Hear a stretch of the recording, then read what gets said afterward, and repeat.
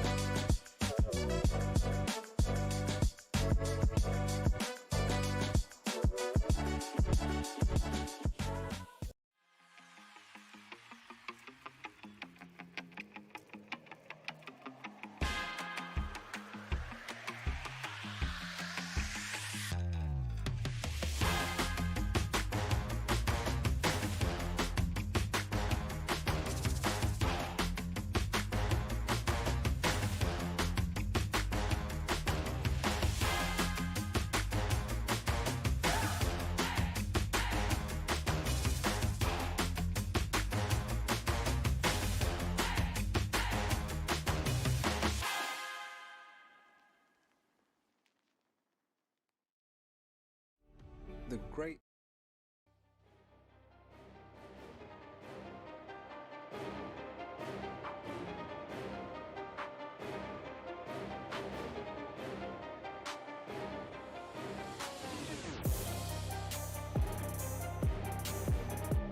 Home of the legendary 24 Hours of Le Mans, the Circuit de la Sarthe is hallowed ground in the world of motor racing.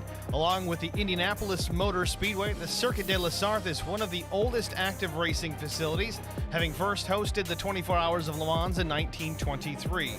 Composed entirely of public roads near the French city of Le Mans, the Circuit de la Sarthe of the 1920s was 10.7 miles long. A triangular loop that ran into Le Mans itself was eliminated in 1932 by a bypass that reduced the track to 8.3 miles in length and formed the basis for the track's modern 8.4-mile layout.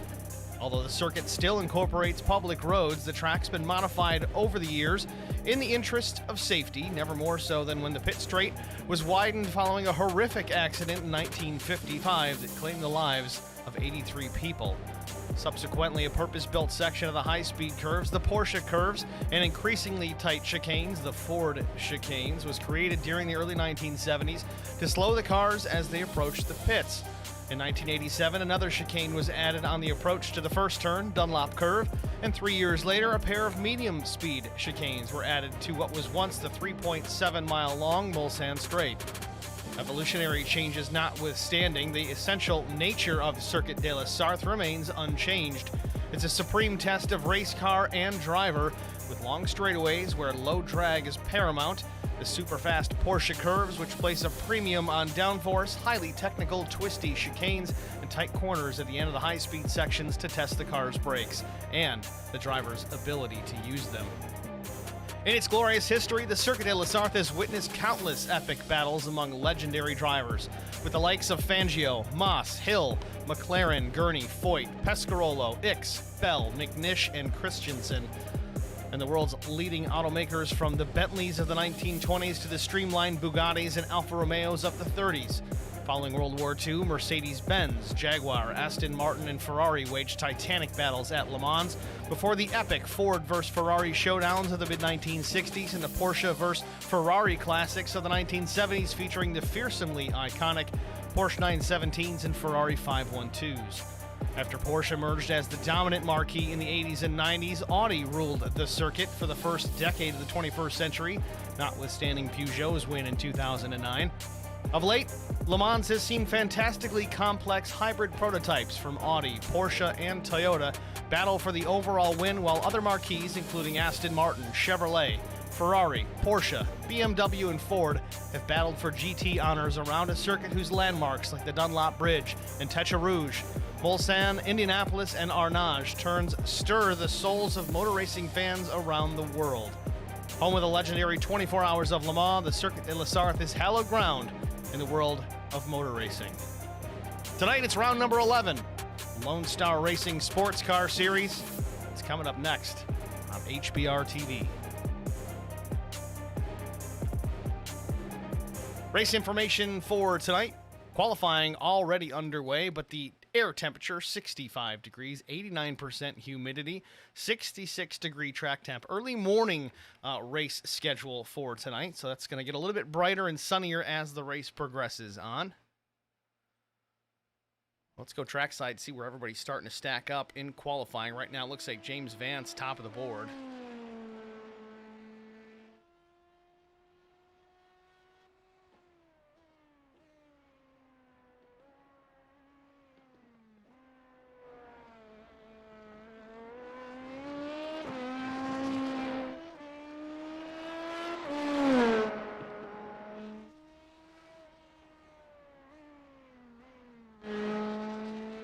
Vance's time 3 minutes 29:055.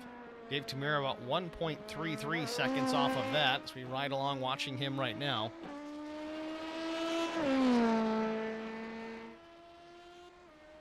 Brack Crouch, your fastest in GT, thus point. Ooh, Tamira in trouble through the chicane. Locks her down, does not hit anything, but certainly not going to help his lap. Talked about Brack Crouch at P1 for a moment. Now it's Terry Crouch. His time 3:53.82, full 3 seconds faster than Brack Crouch.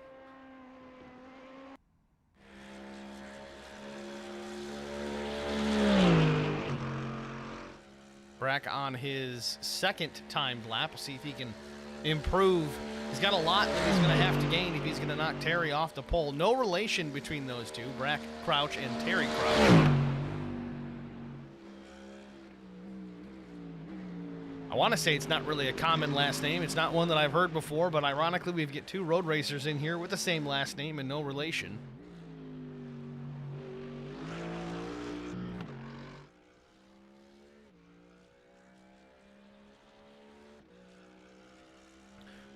Cody Anderson in the stream chat saying hello once again. Hi, Cody.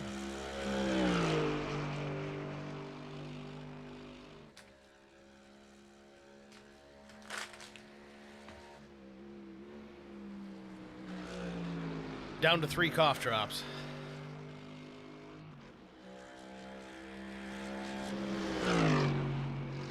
Interesting to see a safer barrier there between turns 22, 23, 24, essentially the Porsche curves. Something probably unheard of at one point, certainly here at Le Mans.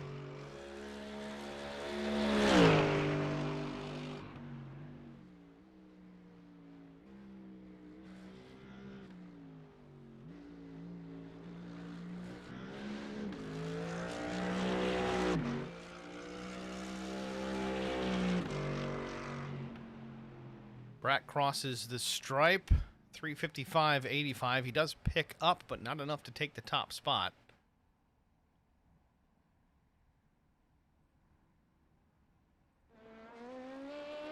Go to Chris Goins, currently at the bottom of the board as far as time is concerned. Chris Goins ran a 3:44.40 his first lap.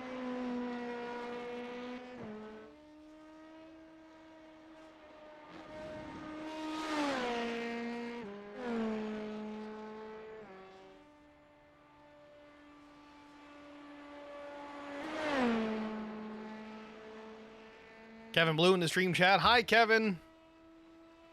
Kevin Blue, the, I guess you could say primary race admin for the series.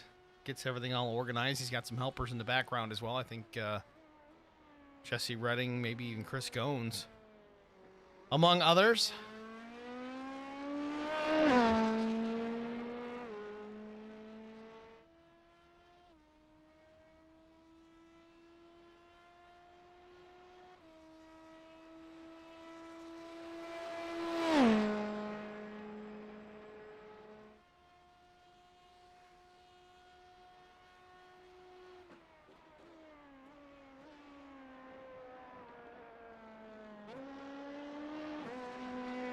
Garrett Hagen in the stream chat saying tires are no fun here after a couple of laps. It is a big place, again, over 8 miles, so a couple of laps.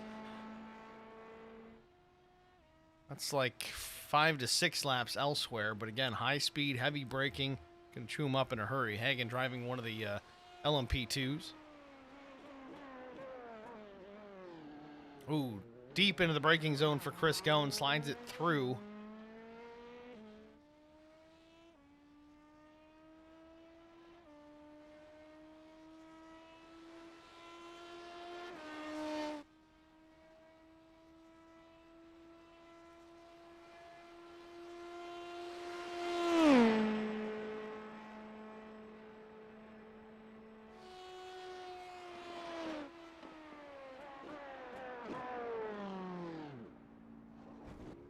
Definitely too deep there as well as he drives it into the barrier. The tire pack going to end his Q run. Looks like Tyson Pankow was finished up his as well. Britt Osborne on the racetrack. Briefly. Lap 1, 4:04.995. Does not opt for lap 2. Bunch of drivers have yet to lock in a time in qualifying. It does not appear they're going to be able to. With just a couple of minutes left in the session, we're going to step aside, get a break out of the way, and we'll be back with our starting grid after this.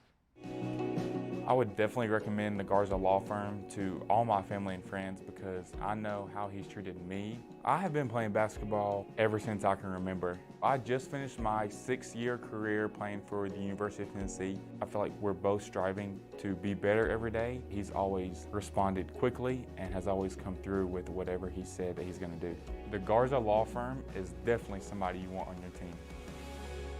The Garza Law Firm. Let us help.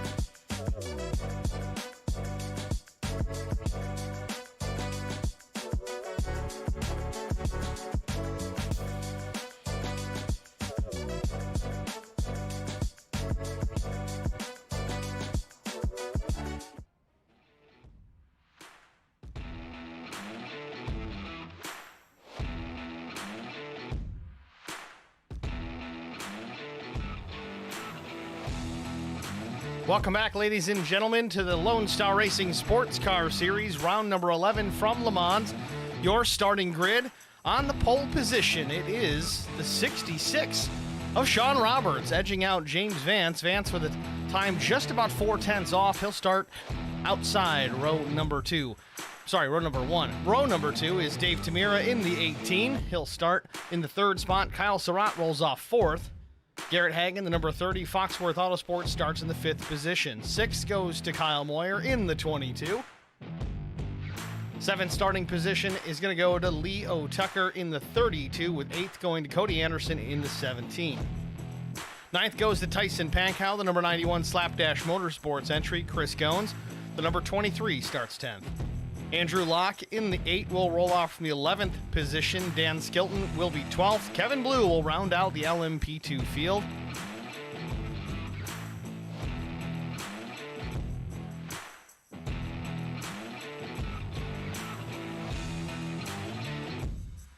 Trying to get the GT3 guys to work properly. Here we go. Terry Crouch on the pole position. To his outside, it's his brother from another mother, Brack Crouch, in the number 55. Chris Pio, 16th overall. 17th overall, Blake Langley. 18th, Joe Tucker. 19th will be Britt Osborne. Bill Molfeld with WJM Motorsports starts 20th. 21st, Cody Steeg. Ken Couch, 22nd. Jesse Redding, 23rd. And Bill Martin rolls off shotgun on the field in the 24th position. Your starting grid here from Circuit de la Sarthe. Let's go trackside and get ready for the start.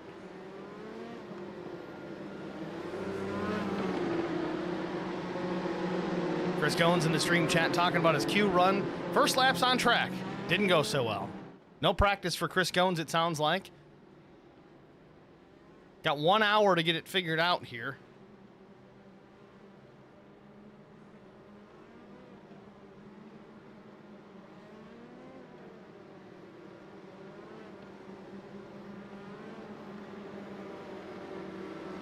On the pole position, Sean Roberts, the number 66 there, flanked by LMP3 driver James Vance, trying his hand here at LMP2. He's got some wins on the season already. He's going to be a force to be reckoned with. Had some struggles last week, got into an incident and ended up wrecking the car, but starting out front once again, odds looking good for James Vance.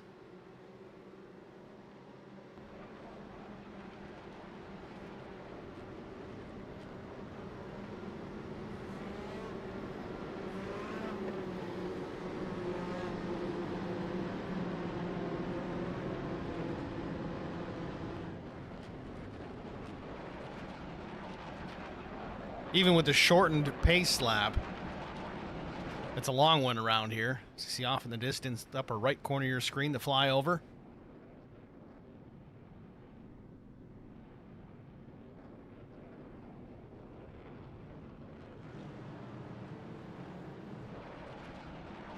Pace car is in. Green flag is waving as the Jets fly on by the blimp.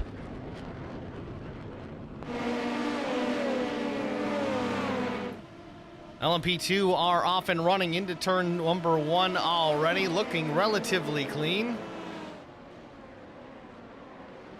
Little wiggle out of the leader. Sean Roberts drives it through. That's going to be a slowdown. Now to GT3. Terry Crouch in the McLaren.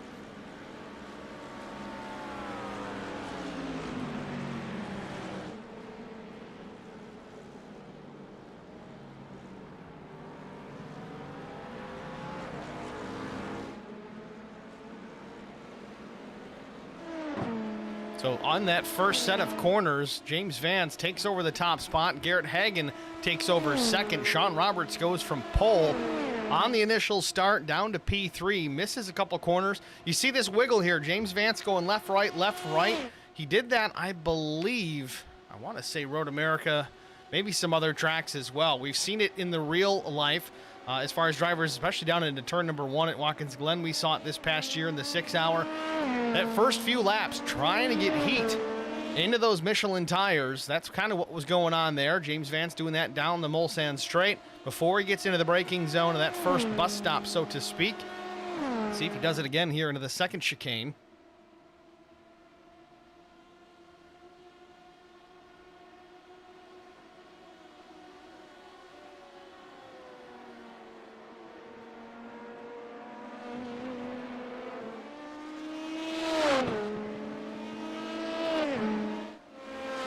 Early incidents here tonight. First lap still. Brett Crouch now with the lead. Terry Crouch has slipped back some spots. Currently running in the fourth position in class. Brett Crouch catching a cone there on entry.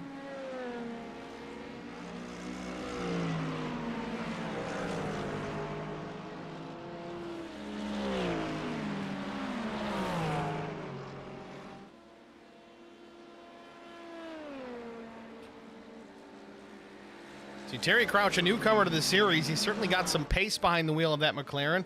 Interesting car of choice, truthfully. Only McLaren, no, 2 McLarens in the field.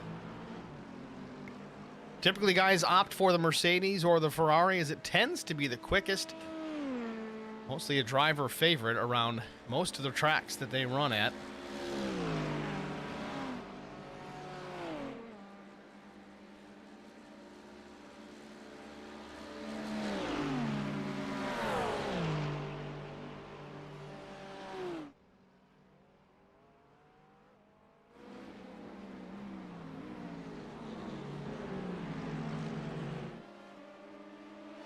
James Vance still your leader with no one surprising at that one. 3.7 seconds ahead of second place Kyle Surratt, Kyle Moyer, Garrett Hagan, Andrew Locke.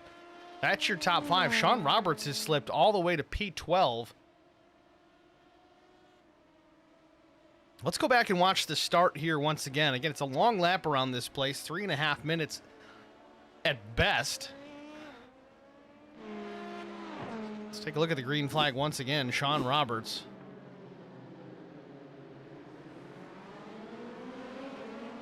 Overhead shots now. This is on board the chopper. Roberts got a pretty good start.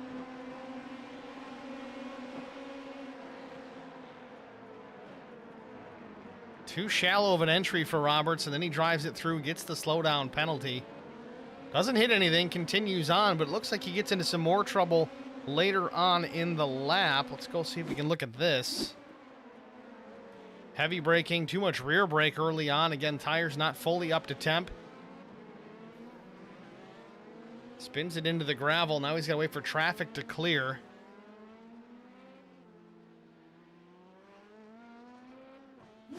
So Sean Roberts now sits last in LMP2 in the 11th position in class.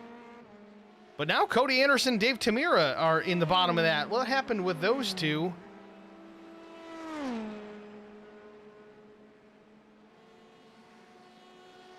Trying to get a look at what happened here. This is Cody Anderson just recently. Oh, wide on the exit. Gets it into the gravel, into the tire pack.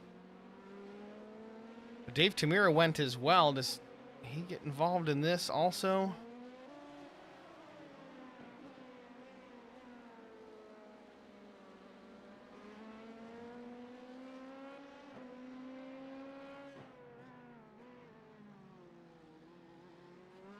Well, let's see what we can find here.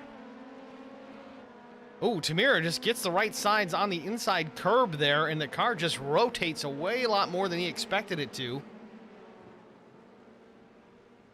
He catches a piece of that Armco.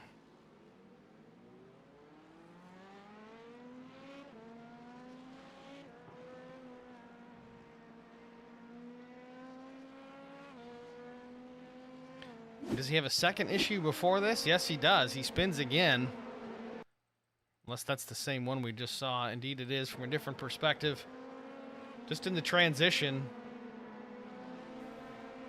Yeah, we talked about it in the open. A lot of low downforce, low drag is the key to being fast on these long straightaways here. But where you gain there, you're going to have to give up some of that stopping power, that cornering ability. It's going to be very unstable in the turns with the low drag setup. You saw that with Dave Tamira. Didn't take a whole lot for that car to get unstable and crossed up and then spun around. See James Vance still out in front.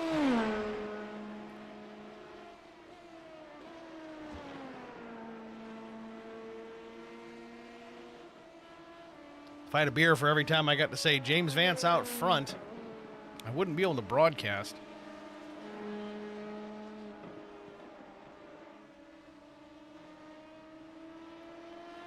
Now, again, it is, I don't want to say it's an unfair advantage. I mean, Vance does come in here with some real-life LMP3 experience, drives with Fast MD Racing. So he does have some real racing talent to kind of transfer over into the sim. But with that said, he has not run away with it. He's not won all the races. He's won a few. But other drivers have taken a checkered flag, Andrew Locke and others. Just goes to show there's definitely some talent in this league on top of James Vance. Keeping him honest. See, the sun continues to rise here at Circuit de la Sarthe. Beautiful, bright, sunny day coming. Take a look at the current weather. Again, 65 degrees, 89% humidity, partly cloudy skies. Track temp up slightly, 67 degrees, but still nice and cool. Going to make a lot of grip, considering we're running low downforce, low drag. Guys will certainly not complain about that.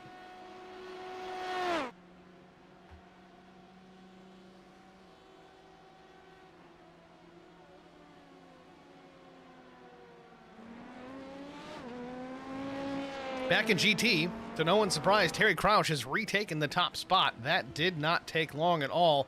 So you see Cody Steeg running wide there on the final corner, crosses up in front of Brack Crouch. Why is that one so difficult to say? And now I got to say his whole name because there's two Crouches out there.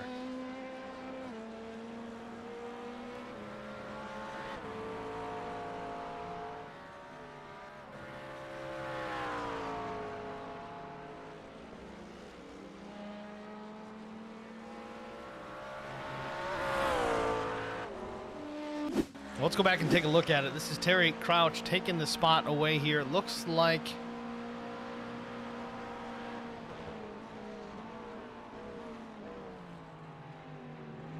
from the Ferrari. This was for the 12th position overall. This is Blake Langley, and this might have been for P2. Langley now back into the 19th position, though.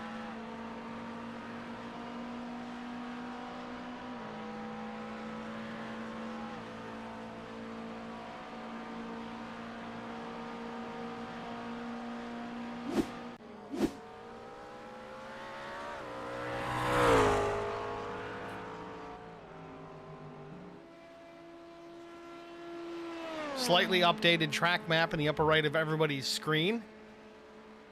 The light blue color on the map indicates GT3. The yellow indicates LMP2. However, on our timing tower to the left, not so much. Don't want to confuse anybody too terribly, but light blue in the map is GT, yellow is LMP2. Dark blue on the timing tower is LMP2, as indicated at the top of your screen. Shows both class leaders.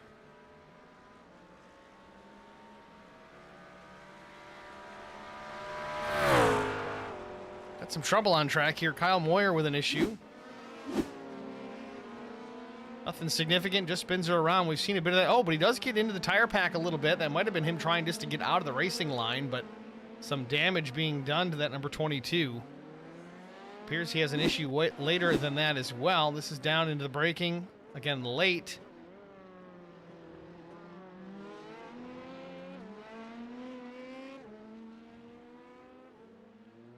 Chris Goins having an issue as well. Offline into the brakes. He went off here in practice. No, it was qualifying as well.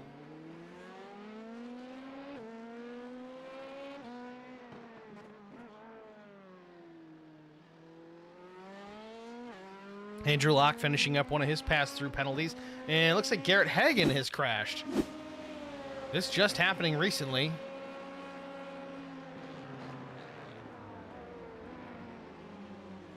Bill Molfeld goes wide. So Hagen doesn't really crash per se, but he jams on the brakes, not sure where the 911 was going to pull back onto the racetrack. Locks him up. Trying to be better safe than sorry there, but definitely cost him some track position, being a little bit concerned over that Ferrari.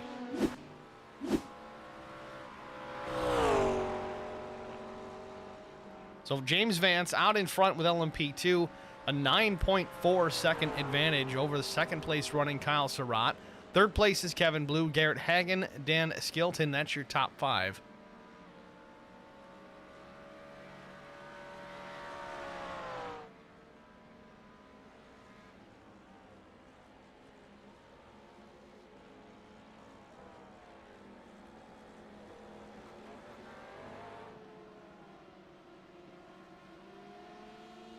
Again, you see LMP2 very spread out.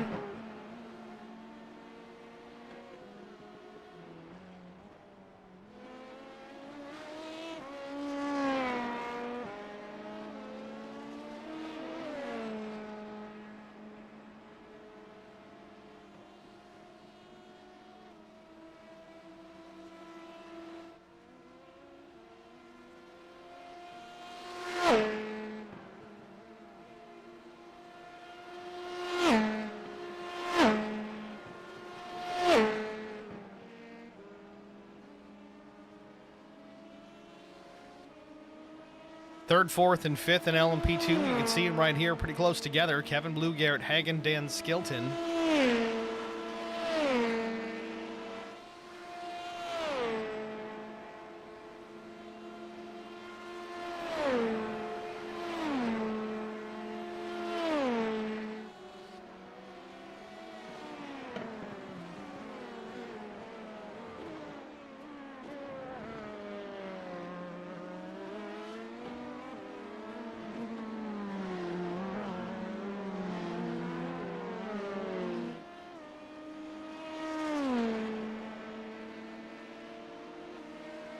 A little more detail on the track map.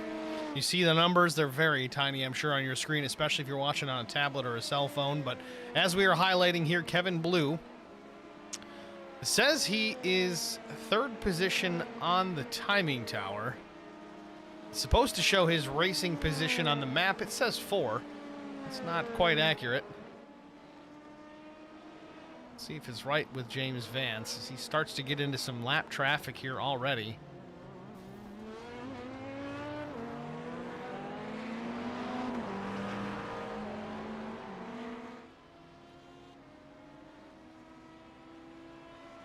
So yes, you see at the front of the field there in the track map, it has an enlarged dot in the track map. That is the 1 for position 1. James Vance out front in the number 19.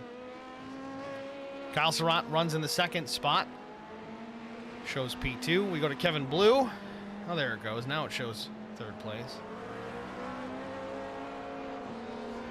Kevin Blue a little wide there.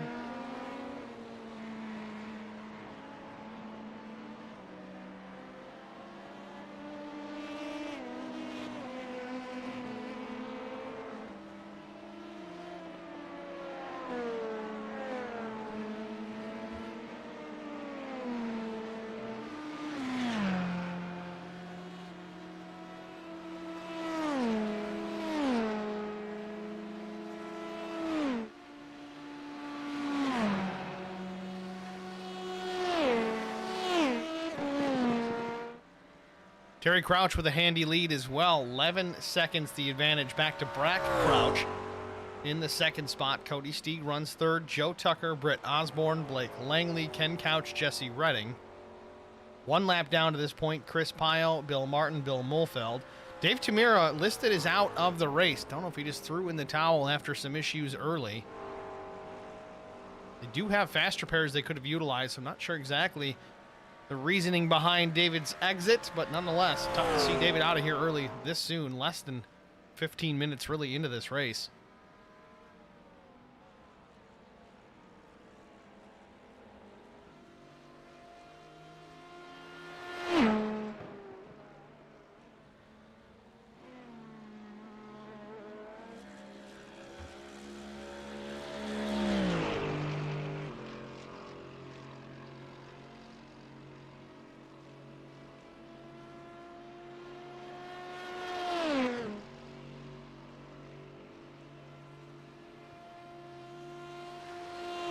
Almost a Sunday afternoon drive for James Vance to this point.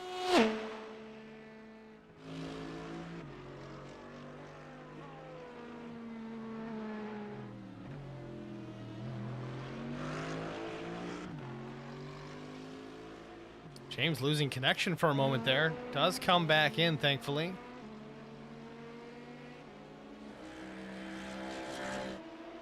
Further battles. Kevin Blue seems to be closing the gap on Kyle Surratt. Deficit between these two, less than a second. 7/10, that is.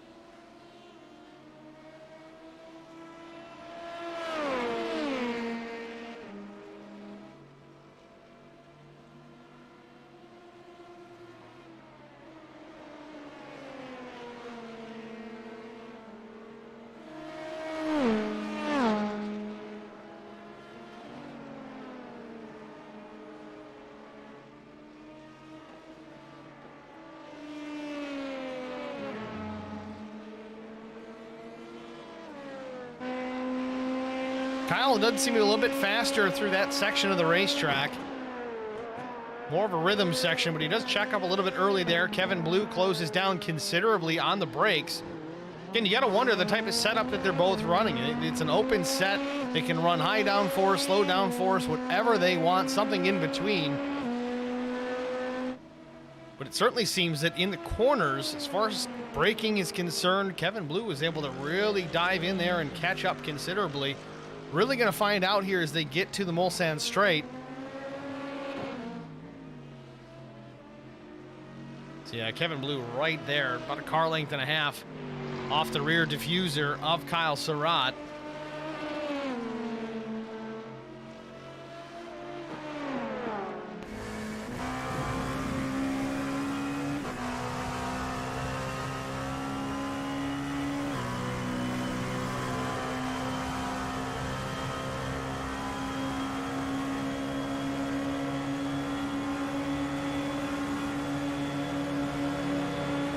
Ooh, close call. Kevin Blue tries to use the GT car as a pick as they get down into the braking zone for the first chicane.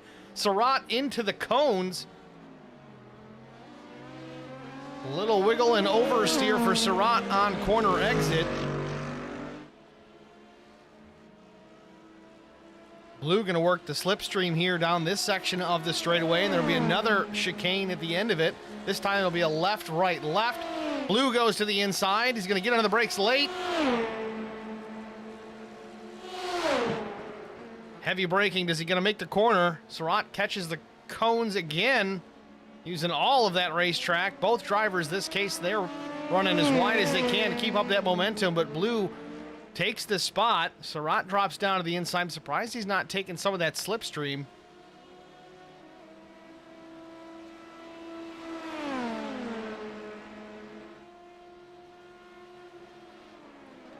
We saw it shaping up there. It was just a matter of time. Kevin Blue was closing and Surratt spins. He's giving it all he had to keep that position and defend against Kevin Blue. Might have got some extra heat in those tires. Does come around there at the end of the Mulsanne Straight, turn 15.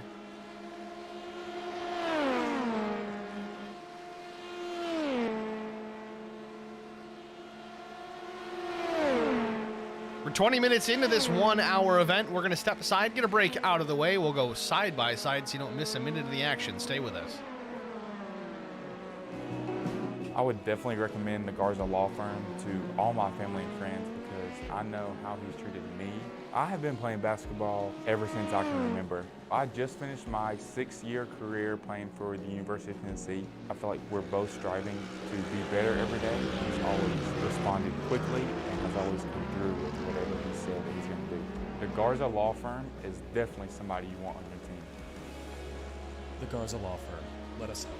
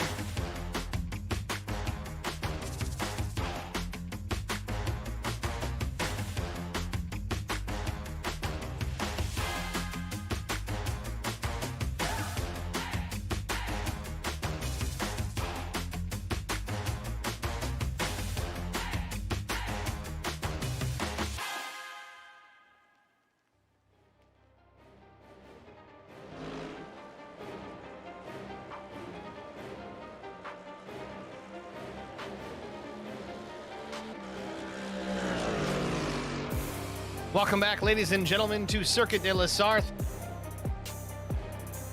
Lone Star Racing Sports Car Series, round number 11.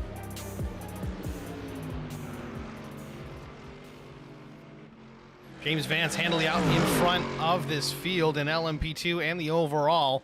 It's got a 6.4 second advantage, it looks like. No, 12.8 second advantage over Kevin Blue. Been watching this battle for the second spot here. Two Mercedes, Brett Crouch, Cody Steeg. Again, it seems these drivers on varying setups, but battle been hot and heavy. Steeg was right to the back bumper there for a little while, but through this section of the track, Crouch has started to pull away slightly.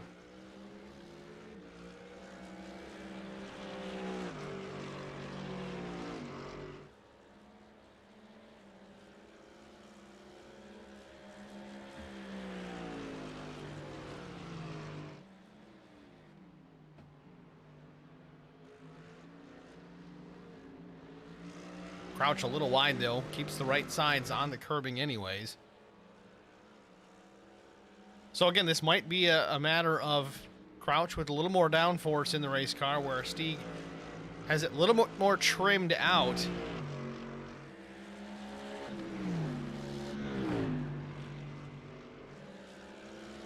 Taking a look at the top speeds so far, Cody Steeg, fastest he's run is 180 miles an hour.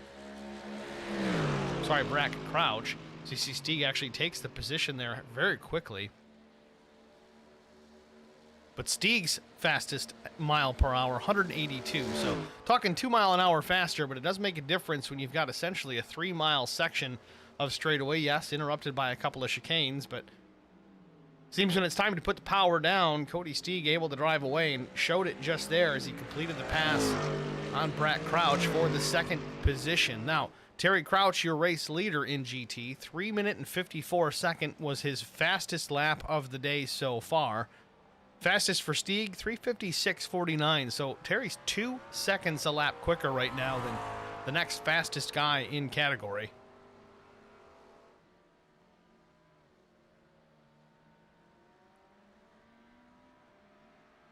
Couple things to catch up on. We've had some issues on track. Kyle Moyer with his incident. We'll take a look at it.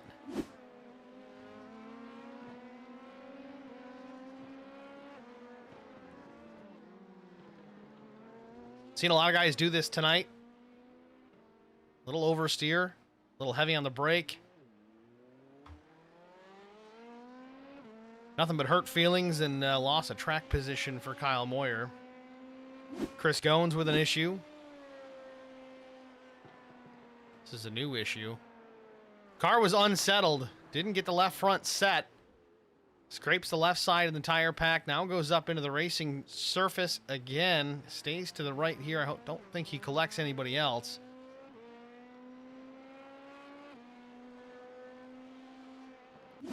Kyle Surratt with another issue. Again, he was battling with Kevin Blue there for a little while. Unless this was the same issue that we had already seen happen as it was live. Yes, indeed, that was the case. Dan Skilton had an issue as well.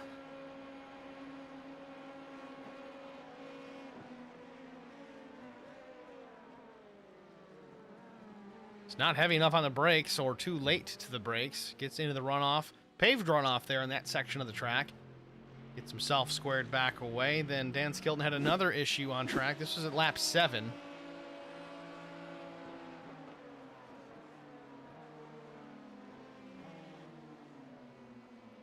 Again, it appears maybe a little bit too much rear brake as the car did want to rotate significantly while he was into that first right-hander. Likely still on the brakes if he's trail braking. Ken Couch with a problem on track as well. At least so it seems. This might be a little spa glitch where it says you're crashing just because you left the pits. Nope. Cold tires, though, leaving the pits. Gets crossed up in front of an LMP2, but no one collects him, thank goodness.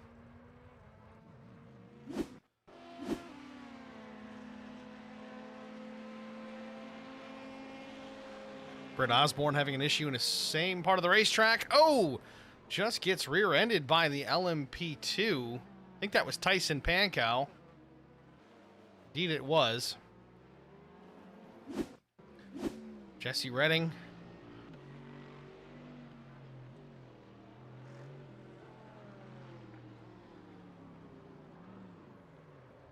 So easy to do. You get the car crossed up. Just lazy spin. Doesn't look like he hit anything there. And Bill Martin with an issue as well. Bill, the other McLaren out there, along with Terry Crouch.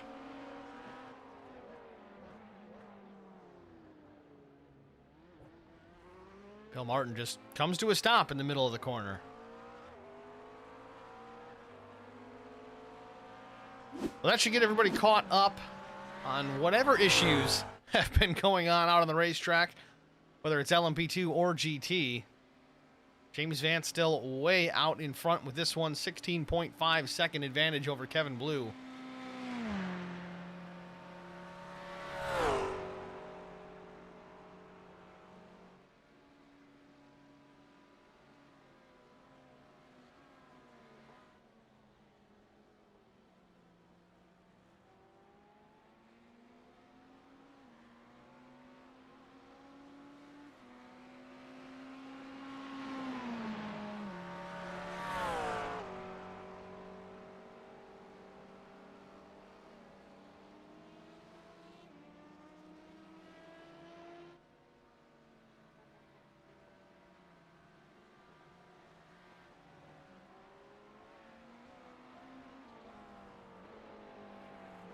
Terry Crouch just so smooth around this place, turning some very fast laps. In fact, his last lap just shy of his fastest. It was a 3-minute 54.86. In a GT car, that is getting it around this place. LMP2 category, James Vance, fastest lap, 3:29.77, just to give you the comparison.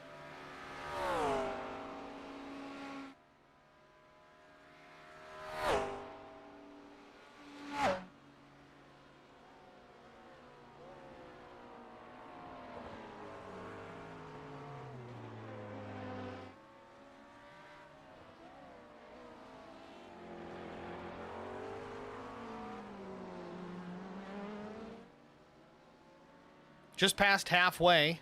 Again, 1 hour race, timed event. 1 hour sprint at Le Mans. You don't see that very often. Everybody thinks of Le Mans as endurance racing, 24 hours of Le Mans. There is some alternate layouts of this racetrack and this facility that kind of cater to more sprint type racing than anything else. But we're running the 1 hour here at the big track.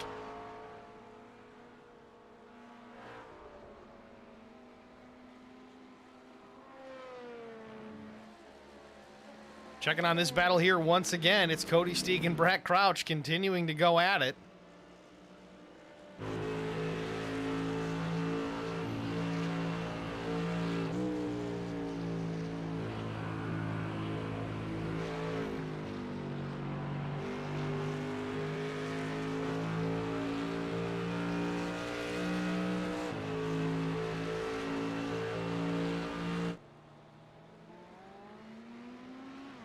Leaders are in pit lane. James Vance for 1.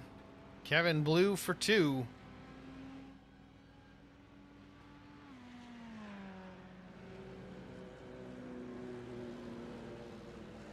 Sean Roberts also down pit lane. Sean Roberts has recovered nicely. He's up into the 3rd position. Remember, he started on pole, drove the car a little deep in the first set of corners, had to get that slow down, and then other issues ensued after the fact. Good job battling back to this point. LMP2 category, just about everybody in that top 5, top 6 down pit lane. Andrew Locke as well, again, teammate with James Vance. Andrew has some drive-through penalties to serve. I think he's already gotten 1 out of the way. There still may be another that he has to concern himself with. Vance is down and away. Sean Roberts awfully tight to the garage entrance there. Blue is down and away. Sean Roberts about to leave as well. Looks like fuel only for everybody. We heard some of these LMP2 drivers talking about how difficult it was really to get some grip on the older tires, and it didn't take long to get to that point. Hopefully everyone is well adjusted because we are past halfway. They've run about 9 laps. I know it doesn't seem like much, but again, that's about an 8-mile race, 8-mile lap. So 9 times 8, well, you do the math. they're getting it around here. They got some miles on those tires for sure.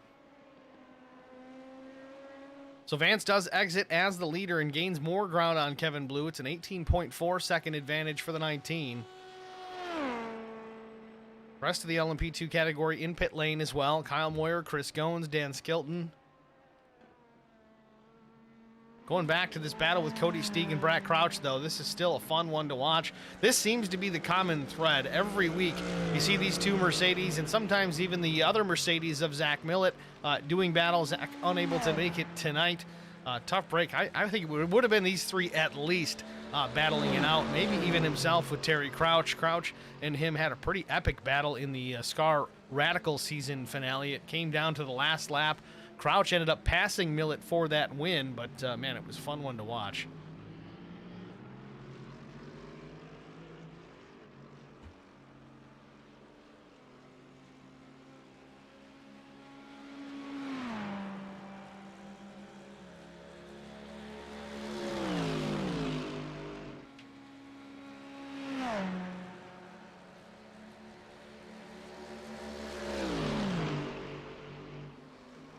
Again, to confirm, you'll see at the top of the screen LMP2 GT3 leaders. GT3, it just says Crouch. It's not going to say Terry or Brack. But to confirm with you folks watching, it is Terry Crouch, your leader, the McLaren in the field. One of two, that is.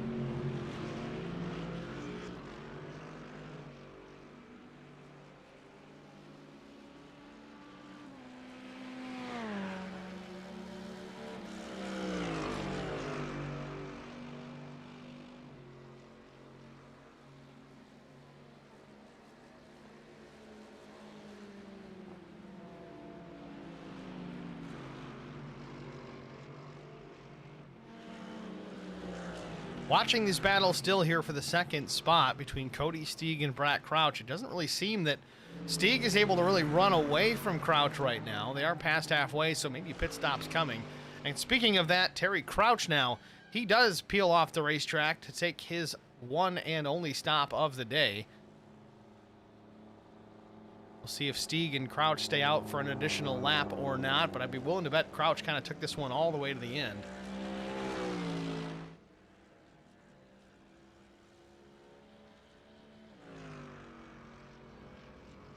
Yeah, you see Terry in pit lane. No tires being taken by the McLaren.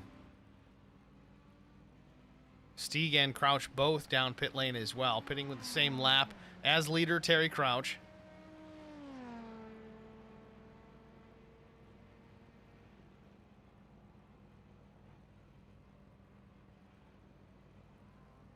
So Kyle Moyer has crashed again here. We've got some details on that. Let's see what happened.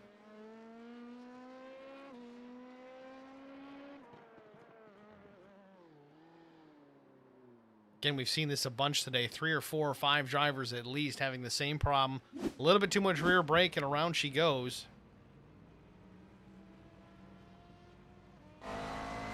We're going to ride on board here with Terry Crouch and get a lap in to see how he goes around Circuit de la Sarthe.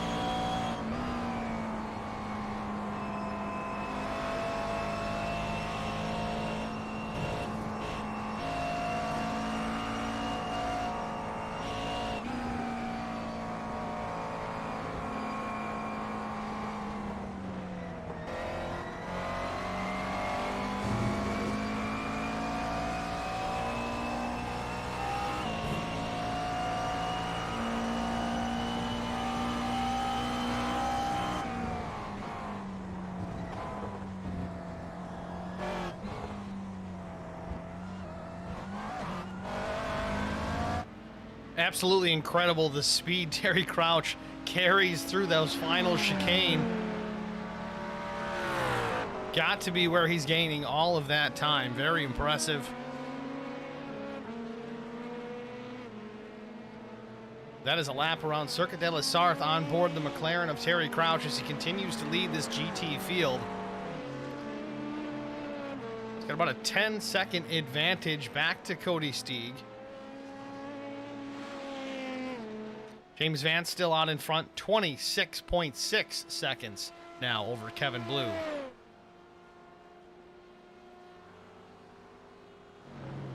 Once again, though, we're going to step aside here, take one more break before we get to our final 18 minutes of this event. Stay with us. We'll go side by side so you don't miss a minute of the action. I would definitely recommend the Garza Law Firm to all my family and friends because I know how he's treated me. I have been playing basketball ever since I can remember. I just finished my 6-year career playing for the University of Tennessee. I feel like we're both striving to be better every day. He's always responded quickly and has always come through with whatever he said that he's going to do. The Garza Law Firm is definitely somebody you want on your team. The Garza Law Firm. Let us help.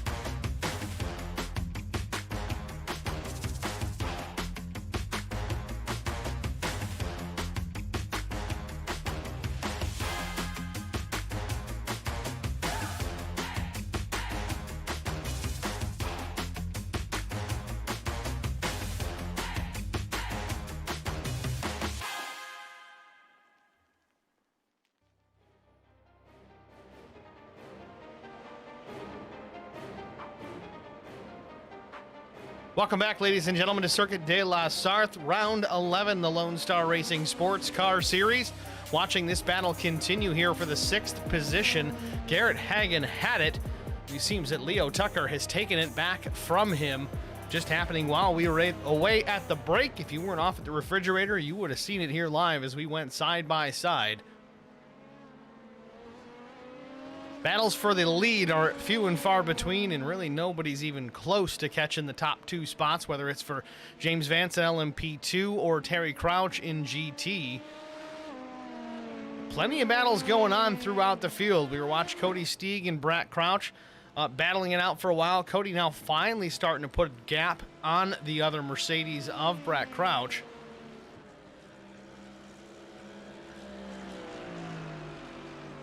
Again, pit stops all complete for these drivers.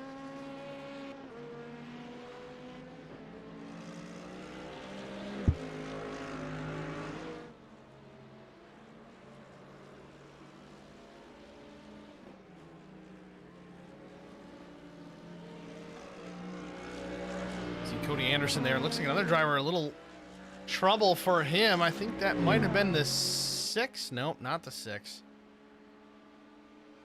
The other 6. I was half right. 2 number 6s, 1 in LMP2, 1 in GT3.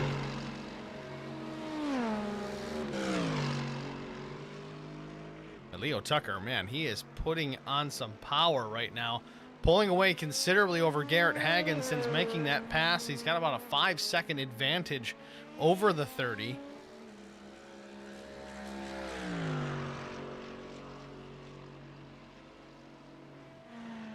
Taking a look at things back out front, Andrew Locke has found himself moved into the 2nd position, 25 seconds behind leader James Vance. Now, the caveat here, Andrew Locke has got very similar pace to teammate James Vance.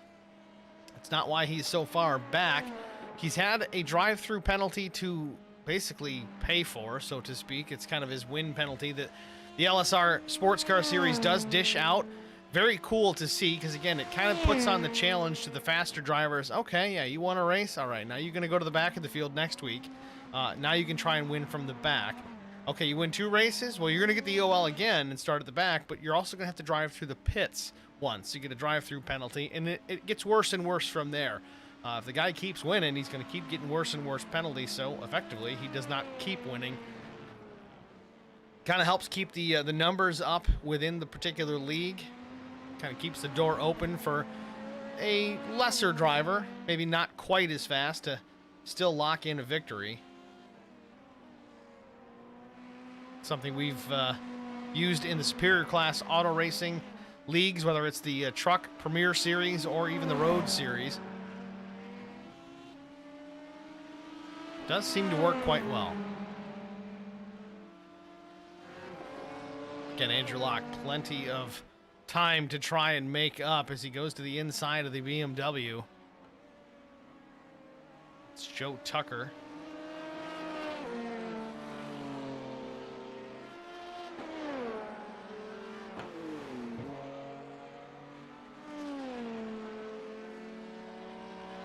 Leo Tucker in pit lane once again. This is his 2nd stop of the day. I don't know if he had an issue out on track or if he's just working on light fuel or he made a mistake on the last pit stop, but Tucker in pit lane.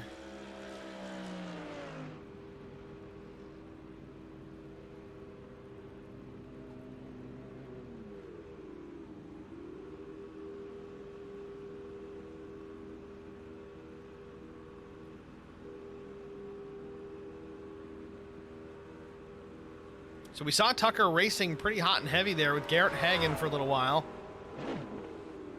Has to come back in for a splash and go for fuel. Not sure if that was just a mistake. Didn't get it full on the last stop, but most of these drivers were able to get a one-stop strategy in tonight. Not the case for Leo Tucker, his 2nd stop of the day.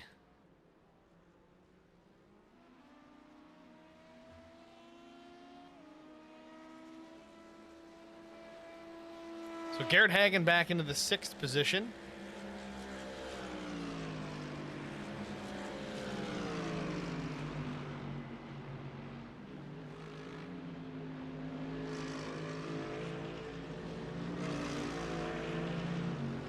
Just over 10 minutes remain in this 1-hour timed event.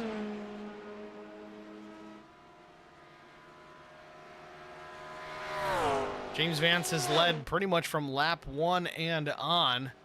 Pole sitter Sean Roberts having an issue getting into the turns 1 and 2 right on the start. Likely got the slowdown penalty, had to check things up a bit. Relegated him to the 3rd position and then had more problems after that. Roberts, though, does still run in the 5th position out of 13 total LMP2. So not a throwaway day, certainly not the afternoon or the morning for that matter that Sean Roberts had planned on having, especially after taking the top time in qualifying.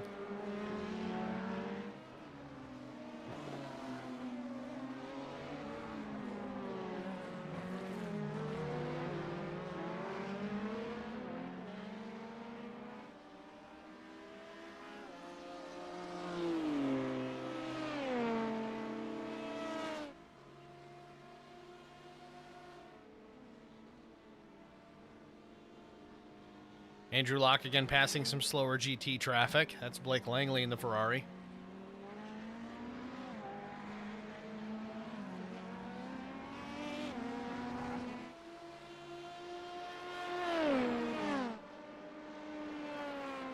Sean Roberts now working through Joe Tucker in the BMW as well. Roberts hanging on to that 5th position. Cody Anderson in the 7th spot, just a couple of spots back. Currently staying ahead of the 6th of Dan Skilton. This is the battle to watch on track right now. Closest 2 cars for position at least.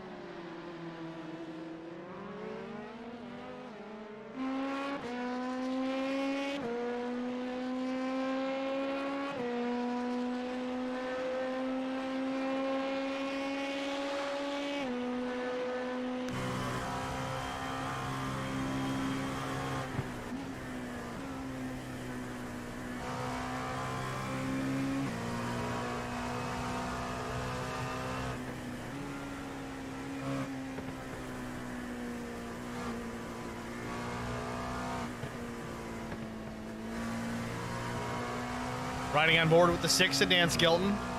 Trying to close in on Cody Anderson. Got about 8 minutes remain in round 11. Drives it way deep. Oh, little oversteer. Gets it crossed up and a somewhat lazy spin in the final 2 chicanes. Skilton's going to lose a ton of track position. This battle no longer close. Let's take a look at it here.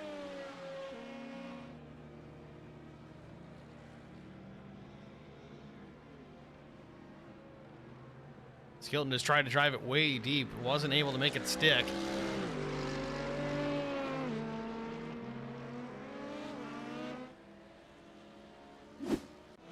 Through all that, Garrett Hagen had his own issues on track. This might have been getting into pit lane. Goes around the slower GT, but then gets crossed up, sends it through the gravel. GT car going awfully slow on pit entry. Had all that time before that yellow line there to go full speed. As fast as that car can manage that pit entry, that's as fast as he can go. But it looked like he was slowed down to pit road speed before he even got anywhere near it. Definitely caught Garrett Hagen off guard and sent him through the gravel. Certainly going to cost him some time.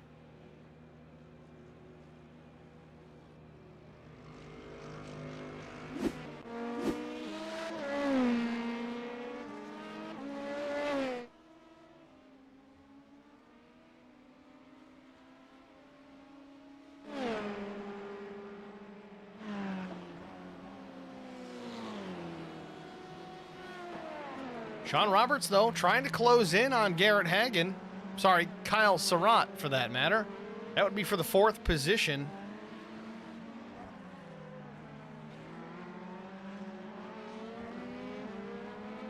Surratt was about 2/10 faster than Roberts, at least the last time by, but that is pretty close. On a big 8-mile track like Le Mans, that's not much. That's two corners. Maybe a couple of corners you were better than the guy behind you. That was it.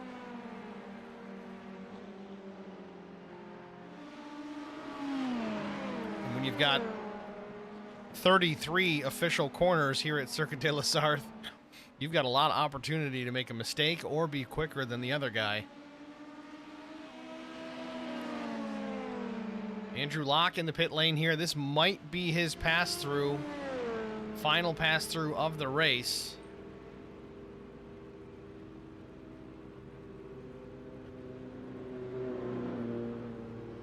Yes, indeed. Tough break for Andrew Locke, though. Worked his way all the way up into the 2nd spot. Currently sits 3rd. Even through that, he still may have time to get a podium out of this.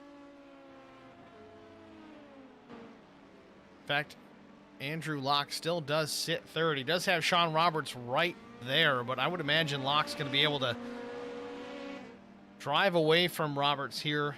Maybe not easily. Roberts has some pace if he can be consistent about it.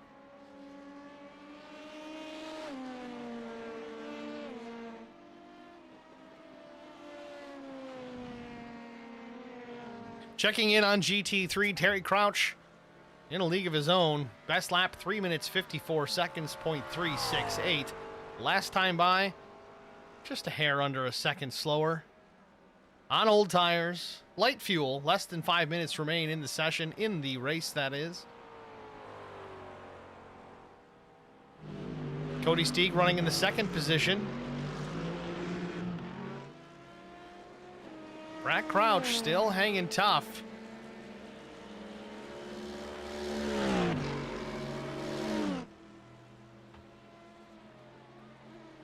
I don't know if Brack's just saving his stuff here for a late race charge, but if that is the case, he better get to it. About 4 minutes remain before they call this one over with.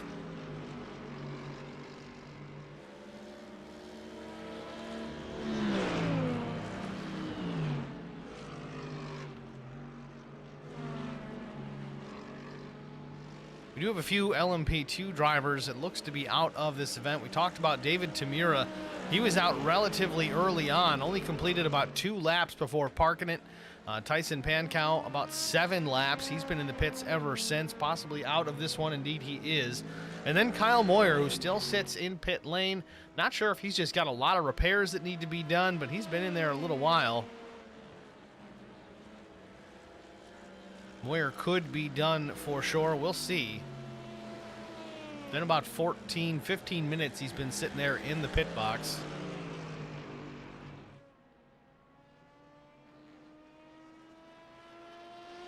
James Vance still your leader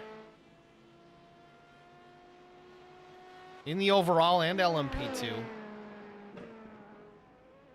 Top 5 is Vance, Blue, Locke, and Roberts. Those cars all on the lead lap. 5th place, Dan Skilton. He runs 5th. He must have got by Cody Anderson. Cody Anderson, though, dropping like a rock. I don't know if he had an issue. Looks like he did. Missed the entrance to the chicane, the second chicane down the Mulsanne Straight. Let's see if we can get a look at what happened here with Cody. No, this is a completely different issue entirely. This is the final chicane. Gets out of rhythm over the big sausage curbs, bounces the back of that car in the air, loses the spot to Skilton. And then you saw just recently, before we went to this replay, him missing that chicane. But now they've switched again. Oh, no, they haven't. That's Kyle Surratt now on the back diffuser of Cody Anderson.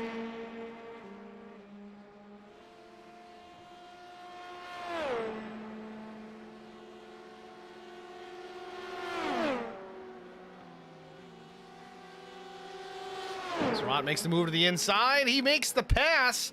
Brazen move here late in the race with less than 2 minutes to go. Surratt's in the gravel. Cody Anderson's going to try and attack back on the outside. Cody retakes the position. Again, a place like Le Mans, there are so many different types of setups in the car you can put into it. Make it fast here, slower here, or vice versa. If you got 2 different style setups between the 2 identical race cars, can make a big difference to where you can and cannot pass. You're seeing that happen right now. Anderson battling back now through the rhythm section. We'll see if Surratt can close the gap. This is where Cody had a problem the last lap. Let's see if he can make it stick here in the final chicane.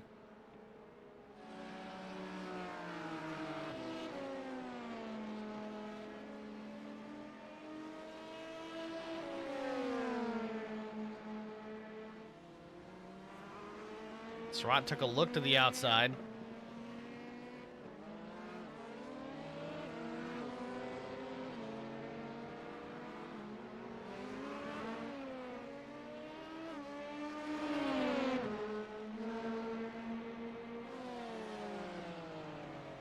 Drivers still doing battle. This is for position on the racetrack. Cody Anderson in 7th. Kyle Surratt is 8th.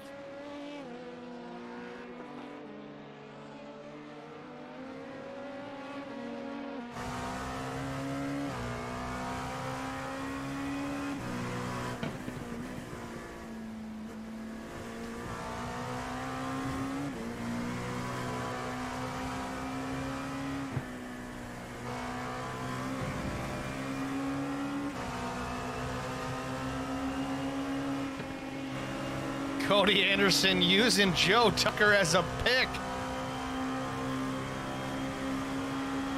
Doesn't seem to matter. Surratt's got that thing trimmed out down the Mulsanne Straight. He's going to make a move to the inside. Just takes the spot. We'll see how Cody can outbrake him into this chicane.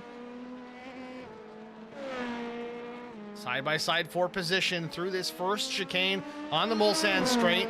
Now we're going to see it here. If they can drag race down to that second chicane, Surratt now seems to have the more trimmed out race car, where Anderson a little bit more downforce. He can get into the braking a little bit heavier a little bit later.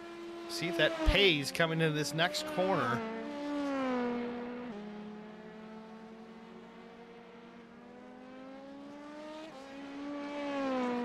James Vance has taken the checkered flag here handily.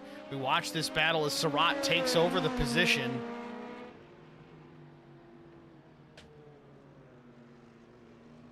James Vance, your LMP2/overall winner. Terry Crouch still yet to cross the stripe. Still watching this battle for position. This is the final lap for these drivers. Surratt has the spot for now in P7. A little oversteer for Cody Anderson. This is going to be a problem. Surratt, again, with a little bit more trimmed out race car, he's going to have some top speed through here.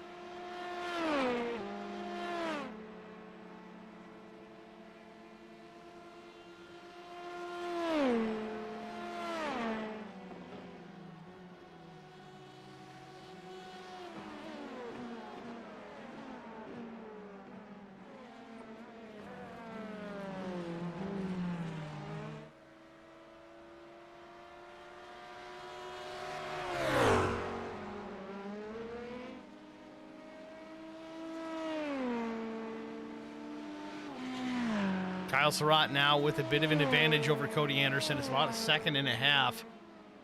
Not a whole lot of time left.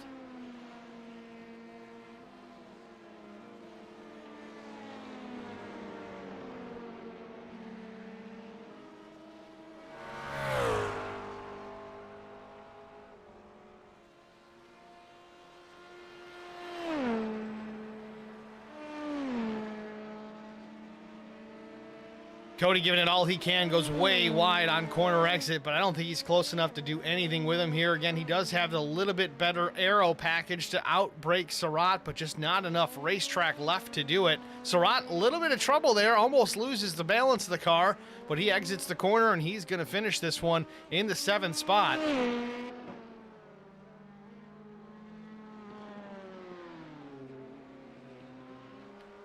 Terry Crouch, your GT3 leader.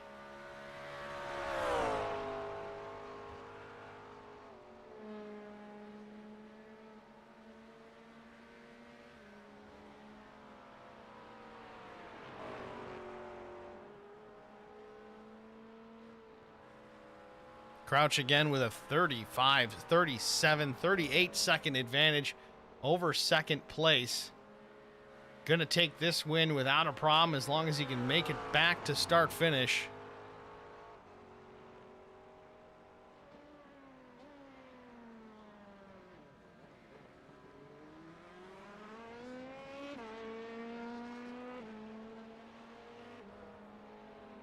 Brett Crouch has crashed? No, he's still there in the 2nd position. Cody Steeg, though, right on that back bumper as the leader, Terry Crouch, crosses the stripe as the winner. Let's go back and watch this battle for the 2nd spot. Brett Crouch in the 2nd position. Cody Steeg is closing very quickly. He's right there to the back bumper.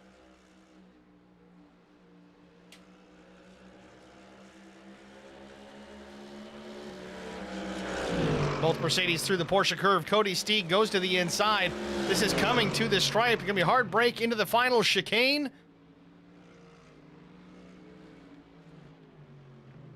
Cody Steeg with position.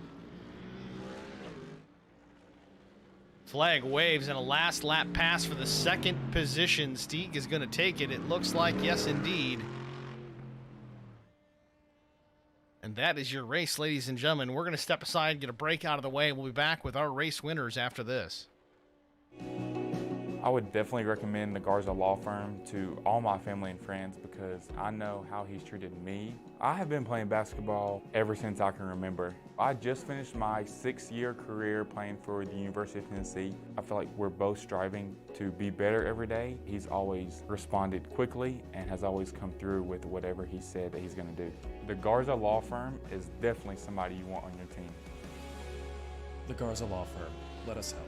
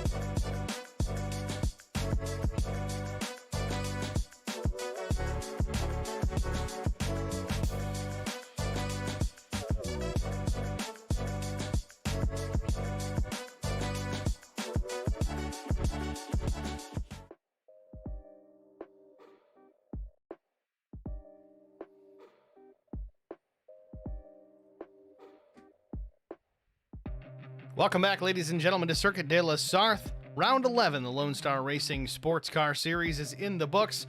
We're going to get our LMP2 winner, James Vance, up into the broadcast booth and get a word with him right about now. James, it's Steve in the booth. You got a good copy?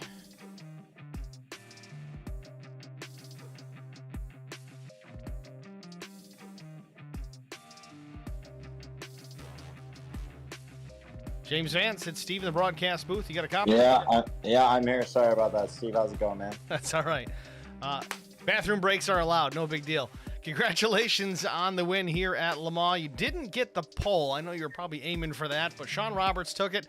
Problems on lap 1 into the Dunlop chicane. You take advantage. Sean Roberts never saw the lead again, nor did really anybody else. Tell us about your race, man. Dominating performance. Well, first and foremost, man, mega job by my teammate Andrew. He had a serious adventure of a race. That was wild. So good for him for getting up into the top 3. Mega work. But man, my girlfriend and I, we moved house this past week. So like my sim about an hour before the race start, not the practice start, was in pieces. So I literally spent all the practice putting my sim back together, which we all know how difficult that is. And then I had to figure out my new Wi-Fi, which wasn't working properly. So I didn't even know if I was going to make the start. The first laps I ran were in qualifying, and I'm not exaggerating in the slightest. Like my VR was not working. It was a mess. So I was just happy to make the start. And it couldn't have turned out better for myself. I was stoked. You and Andrew Locke always having all kinds of sim and rig problems, this, that, and the other thing, and somehow you still managed to pull these things off. Unbelievable. Oh, man, I tell you, if technology could work as well as we could at times. But, hey, a massive thank you to you guys. And, again, a massive good job to my teammate, Andrew. And it was fun getting some donuts in at the end. And thanks to HPR TV and the Lone Star Racing League. It's been a ton of fun so far this season. And, excited for next week. So you speak of next week, Road Atlanta. I think we run a 90-minute run there next week. What are your thoughts rolling into that place? Well, I'm probably going to have to spend about half an hour in the pit total with penalties. So that's going to be interesting. But the nice thing about Road Atlanta is it's a short pit lane. It's a short lap. So, my whole MO is going to be not going down a lap and pushing like crazy. I know I'm really, really fast. It's one of my favorites. And, I frequent there in real life with a prototype. So, we'll see. Road Atlanta is a bull ring. You just got to, in order to finish first you must finish. And it couldn't be more true there. No truer words than that, James. Again, thanks for talking to us. Congratulations on the win, and good luck next week. Hey, thanks very much, Steve. I'm glad that you're feeling better. Cheers. We're getting there. Thanks. It was James Vance, your LMP2 overall winner. Next, we're going to pull Terry Crouch up into the broadcast booth. Let's get a word with Terry. Terry, the newcomer. Terry, it's Steve in the HBR TV broadcast booth. You got a copy? I sure do. How you doing? We're doing well, Terry. I know you beat up on some of us in the SCAR Radical Series recently, and you're coming over here to the LSR Sportscar Series first race, first win. Tell us about your afternoon. It was kind of a runaway for you. Well, I tried to make it tough on myself. Did a 4-wheel drift on that first lap and gave up a lot of spots. Was a little bit worried about that. But everybody in both of the leagues that I run in now that you're involved in, everybody's so respectful. It's really fun racing. Nobody, all the LMPs were very good at letting me know where they were going, which is not common when I race LMPs. So it was really enjoyable. It was just a good time. It's something that has gotten significantly better over the course of the season. We started this season out, I think it was Long Beach, and we had 48 total cars. And you think about Long Beach, you've got class racing with the LMP2s, you've got the GT3s on a staggered start, and then you've got a tight street course at Long Beach. Things were a little chaotic. We got through it, but again, every single race, things get a little bit better. The respect factor, everybody learns, and that's just the key. Some of these guys out here have a ton of road racing experience. Again, James Vance comes to us from LMP3 and the IMSA side, and other guys that just do this for fun. They have no idea what they're doing, but they have a good time at it, and that's really half all we could really ask for. But on your end, what is your road racing background? I know you've run iRacing for quite some time. You put a whooping on us in the Radical Series, and you came out here and kind of did the same thing here tonight. So what's the secret to being fast?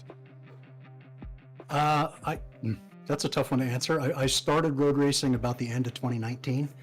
in earnest. Before that, I've done 30 years of sim oval racing, so I'm an old grandpa. I've just got a lot of seat time and once I jumped to road, it felt like it was so eye-opening that I have how many chances per lap to get the corner right? Like you have 14, 15, 18, so for me, road seemed a lot easier to pick up and run with than oval was. So, I feel even on my own team, I'm like middle of the pack. So I don't feel I'm fast. I just have some good days and some bad ones.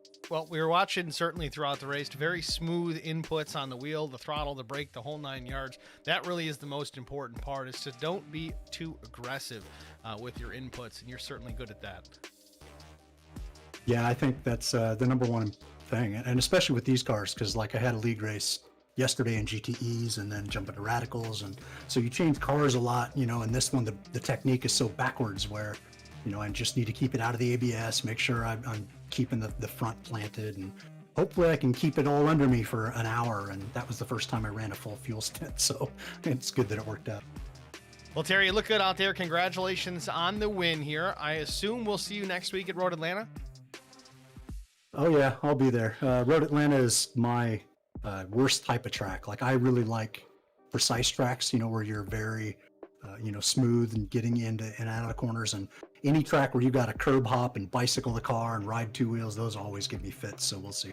Well, 90 minutes the race distance next week, as it is the finale, but should be a good one nonetheless. Congratulations again here, and good luck next week. Before we let you go, is there anybody you want to thank, Terry? Oh, always. Yeah. My wife for letting me do this for so long and not blinking when I tell her how much money I need to spend on the next part. And my kids, all my grandkids, my teammates at TLDR Sim Sport, all my boys at the Sim Pit. Thank y'all. All right, Terry. Thanks for chatting, man. Good luck next week. Appreciate you. It's Terry Crouch, your race winner in GT3. Get some things wrapped up out of the overlay here. Take a look at our race results. We're getting word from some of the race officials that the iRacing system is actually DQ'd James Vance. That is just an iRacing issue. It's more so because he did finish the race and started the celebratory donuts before the race was technically over. This place is so big and he had such an advantage. Not a big deal. He is officially still going to be the race winner. So it may look a little funky on our end. It may put him last. Let's take a look. It actually puts Andrew Locke as the winner. Not the case. Indeed, it was James Vance. So let's go down the line. Andrew Locke actually this is practice results, so that certainly isn't going to help me at all. This is better. Let's try again. Kevin Blue is going to be listed as the winner. He was actually the second place finisher. Andrew Locke was third. Sean Roberts fourth. Dan Skilton fifth. Leo Tucker was sixth. Kyle Surratt seventh. Cody Anderson was 8th, Garrett Hagen 9th, Chris Gones was 10th. James Vance, again, your race winner. Kyle Moyer, Tyson Pankow, Dave Tamira in that order. Jumping over to GT3. Terry Crouch, of course, took the top honors. Cody Steeg and Brad Crouch put on a show. Those guys were so fun to watch tonight. A little bit late into the going. Brack lost pace. Wasn't able to keep up with Cody there at the very end. Still finishes top 3. A good run for Brack. Blake Langley was 4th. Joe Tucker 5th. Good run for Joe. Jesse Redding was P6. Ken Couch was the 7th place finisher. Chris Pyle in the number 9 finished 8th. Didn't see a whole lot from Chris tonight. Did see some damage on that Ferrari. Britt Osborne 9th. Bill Mulfeld 10th. Bill Martin with Hagrid's Racing finished P11. So again, next week, we talked about it already. We go to Road Atlanta. Should be a good one. It's going to be a longer one. Again, a 90-minute race instead of the traditional 60 that we've run so far this season. But it's going to be a fun race to call, fun race to watch. You guys got to tune in for it. I imagine we'll have even a little bit better crowd. We still had, 24 cars show up tonight. Again, 13 in LMP2. The balance, I think, in GT. It was a very good field. You couldn't really tell just because this place is 8.3 miles long. Pretty significant as far as size is concerned. But next week at Road Atlanta, not a small track, but certainly pretty tiny in comparison to Circuit de la Sarthe. And it's really going to wrap it up for us here at Circuit de la Sarthe. Thank you guys all for watching. A few of you jumping into the stream chat already. Most of you guys, I think all of you guys, were in this race, exception of that S4 guy, Zach Millett, who was a slacker tonight. He was sleepy. He couldn't show up and race his Mercedes. He had to take a nap. I'm just breaking his stones here. He does have to go to work tonight, so got to cut him a little bit of a break. He at least popped in, watched the broadcast. I can't thank him enough for that. Kevin Blue for having us do the broadcast, and a good finish for Kevin, also finishing P2 tonight here at Le Mans. Again, thank you guys for watching. If you haven't already done it, like, share, follow, subscribe, and turn on notifications. Okay, those are all those fancy social media buzzwords, but they make a difference. It really does help us out. If you get those likes in, those shares, all that, it does help push this race to a wider audience, gets it in front of some eyeballs that may or may not have already seen it, and it does help expand this channel. It definitely helps us progress forward. Mainly on the YouTube side, that's where we're doing most of our broadcasting these days, but we do share that information over on the Facebook side. So it's facebook.com/HBRTV1. And then find us on YouTube as well at HBR TV and the number 1. So please do it. I appreciate it. I'm not going to beg you, but if you like what you saw tonight, it makes a difference. Help us out. Thanks for watching, everybody. That's going to wrap it up. Congratulations to James Vance winning in LMP2 and Terry Crouch winning in GT3. We'll see you next week at Road Atlanta. Thanks for watching, everybody.